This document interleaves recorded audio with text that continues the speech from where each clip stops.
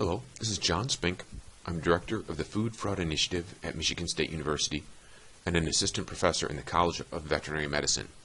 And this is my presentation, Unique Food Fraud Prevention Challenges in E-Commerce for the Food Safety Authority of Ireland's Conference Safeguarding the Food Chain, October 5th, 2017.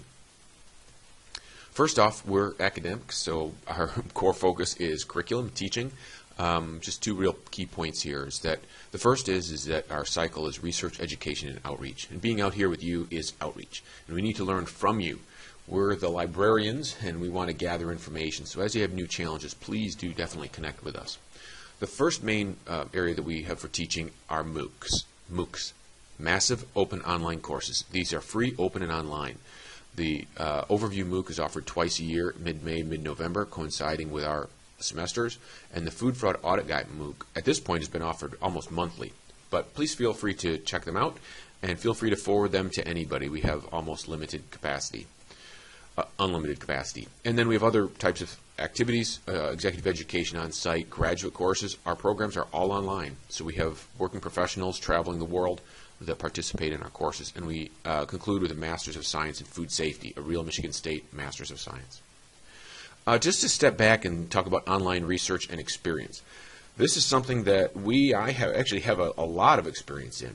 Back in early of the e-commerce times, I worked for Chevron oil company and did two major projects. One was to just be a part of the first online platform that they had for selling products. So that was Silicon Valley Oil Company was an online company.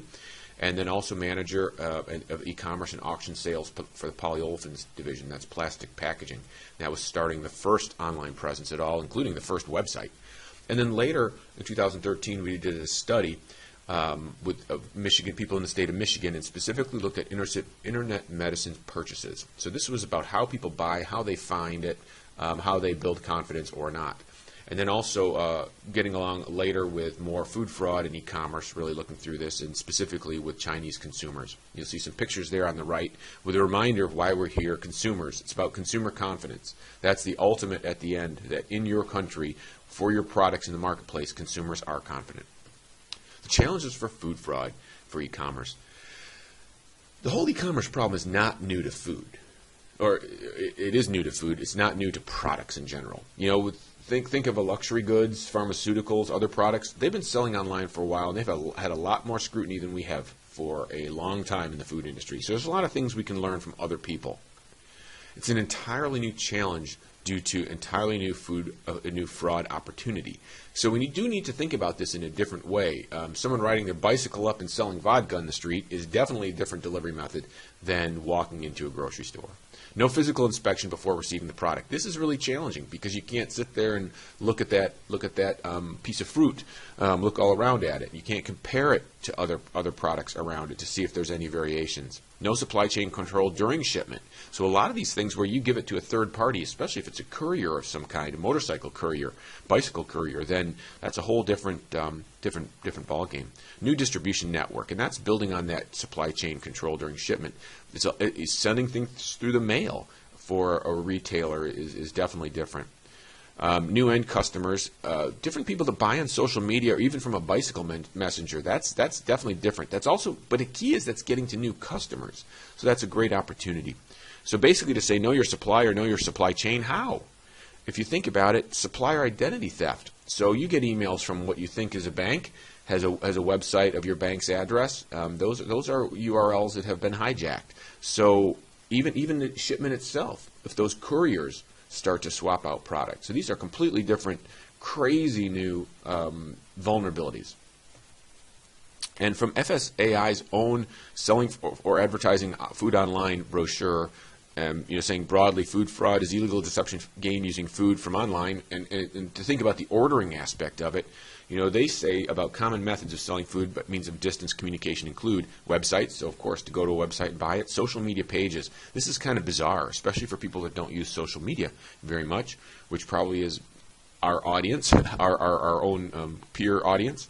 Online marketplaces. Probably there's a lot more going on than you'd think, especially for people that are more digital and online savvy. Mail order, that's old school. That's old school. But then telephone text messages, catalogs, newspapers, magazine, leaflets. But think about text messages.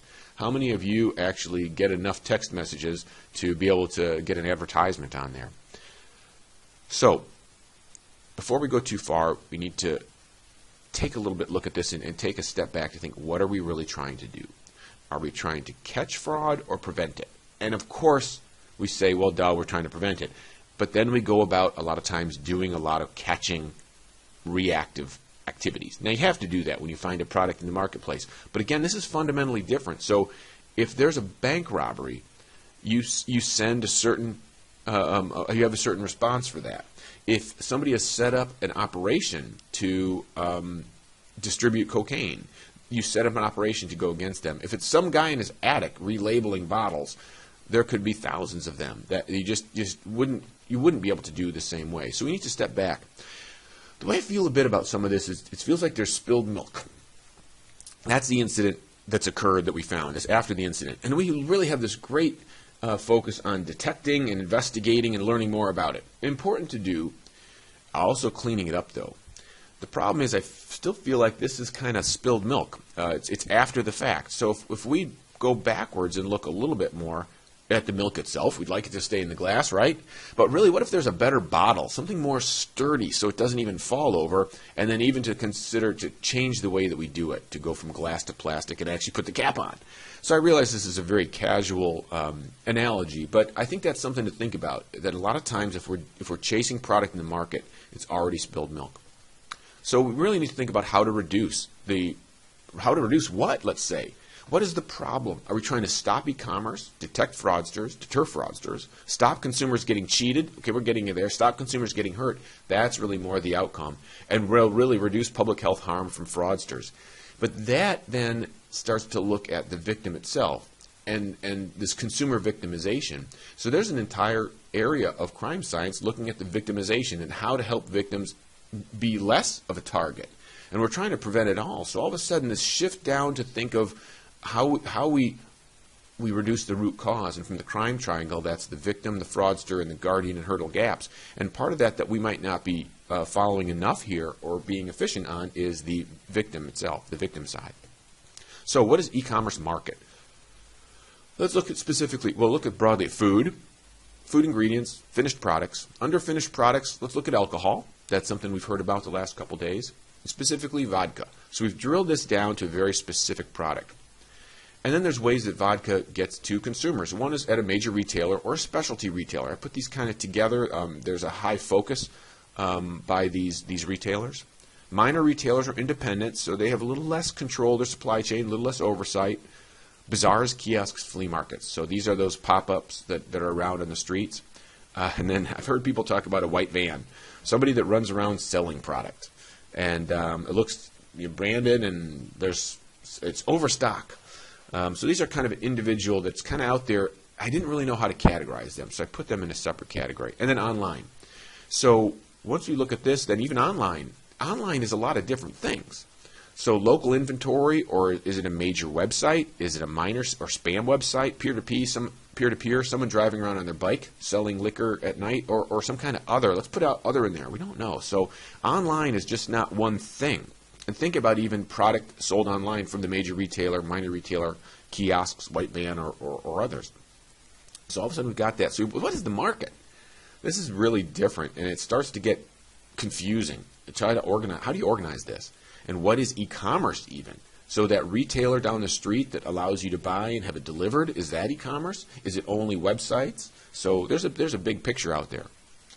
So when we look at delivery, we're looking at these different ways that it does get there. So there's some kind of local inventory, and I see two parts of that. One is direct delivery, so you get to a grocery store and the grocery store delivers it, or they have some kind of courier, bike messenger, motorcycle messenger, deliver it.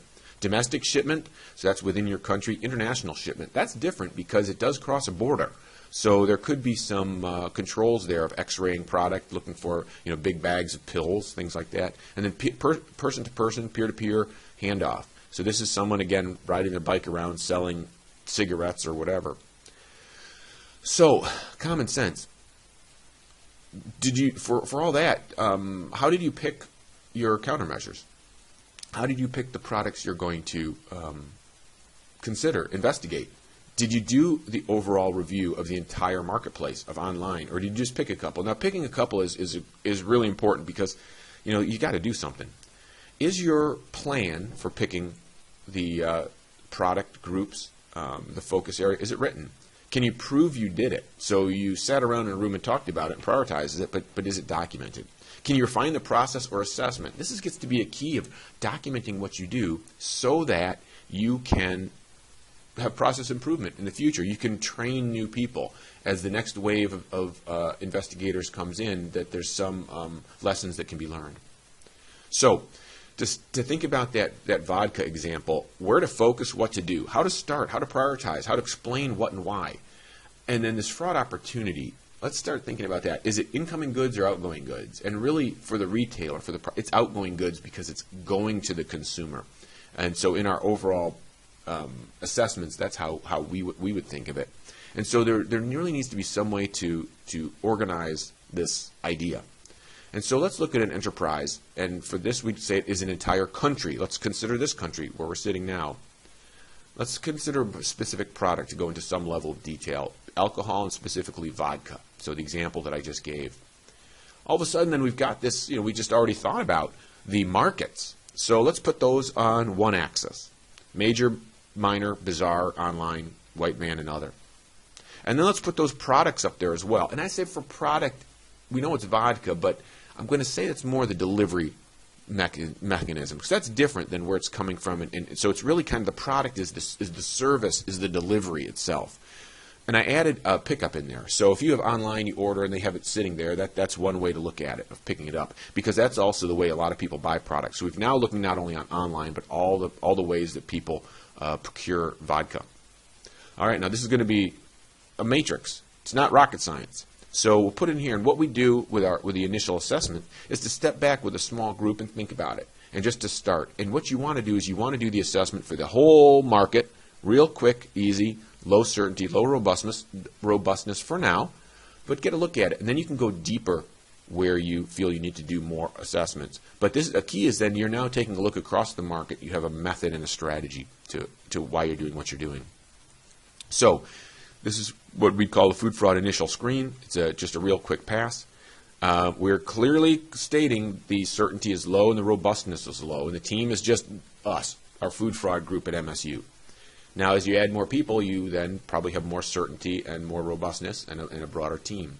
We're looking at the likelihood of incident multiplied by the consequence. And the consequence is a hazard, health hazard, but really a country is trying to look at economic impact, but also social, social harmony, I guess. And so we're considering that just kind of broadly now. So the enterprise is the country, alcohol, and vodka. So we've got this chart that we already talked about. Okay, now first off, just to look broadly, where's the problem? There's a red zone. There's some orange zones, but there's red zones. This is great because all of a sudden we're drilling in and looking at specific areas where there's a problem. And this would be, again, the likelihood and consequence are the highest. We're thinking about where people get sick and the economic and the likelihood, a combination. So in upper left would be a major retailer, pickup or delivery from them. So they already have product, and we'd consider that they have process control, the way they purchase product, as well as delivery. So that would be a secure, the chance of something really bad happening. Maybe they have counterfeit product, but if it's in there, it would be very high quality counterfeit product to deceive them. And then the kind of white van people that are running around, that's pretty bad. But let's look at online right there. And what we did, just quickly looked at 3 types of ways that is most dangerous, probably lack of control and the victim being vulnerable. Domestic shipment mail, so people are ordering it from within your country. International shipment mail, and then this personal delivery, local courier, or this handoff. We kind of clumped some things together there. We try to keep this only to a 5x5 to start, 5x5 matrix. But look at domestic shipment versus international shipment. So international shipment, you could monitor that with parcels coming into the country if it's crossing a border. And that could be something where there is more, in the U.S., JFK Airport has a big U.S. postal hub, and they have computers with X-rays and artificial intelligence to monitor the type of product coming in, even if the manifest matches what it looks like. If it says it's a hammer and it's a bunch of sand, then the computer might kick that out. But crossing a border, there's some information there. Even domestic shipment, maybe there's certain products by certain weights. If they are bottles, liquor bottles, maybe then the postal service has an additional process there. That's a node where product goes through, and that's again a real key. We look for these kind of pinch points in the supply chain. And the last is the local or courier deliveries. These are so late at night, someone riding around on their bike selling vodka to the partiers as they're going home. That's a different market. Now let's think about that as well. If someone's out middle of the night buying vodka off the street, that's, I'm going to guess, is a lower age consumer, digitally aware, cell phones. So would you put a warning about counterfeit, dangerous vodka in the newspaper if you want to communicate to that audience? Probably not. A lot of them don't read newspapers. They don't watch the national news. There might be a better chance to get to them through Snapchat, Instagram, other ways that they communicate. So that's all of a sudden we've split out the entire e-commerce world. We've got part of it that are the traditional markets that we usually operate in or do food safety testing in, and all of a sudden we've looked at this very specific online with these type of shipments, and we're thinking again local about looking for those through the parcel post for the large bottles, looking at international shipments as they come into the country, and then communicating to the victims themselves to reduce that leg of the triangle that's the victim. And when I say that leg of the triangle, we've got this cycle. So this is the food fraud prevention cycle. Everything's connected together, information coming in, assessments, countermeasures. It's a whole system to consider everything. And in the middle is that fraud opportunity. So the part that we were talking about now is the victim side. So we're looking at communicating to those victims that there may be danger from this vodka that's sold in the middle of the night. The other side is the guardian and hurdle gaps, and the guardian definitely in this case would be the mail systems or customs reviewing different types of products as they come into the country. And again, if it's vodka, it's bottles, it's weight, it's fluid, it's liquid, all of a sudden a computer could look into packages and start to identify those. So this is a key of having the food fraud prevention cycle there.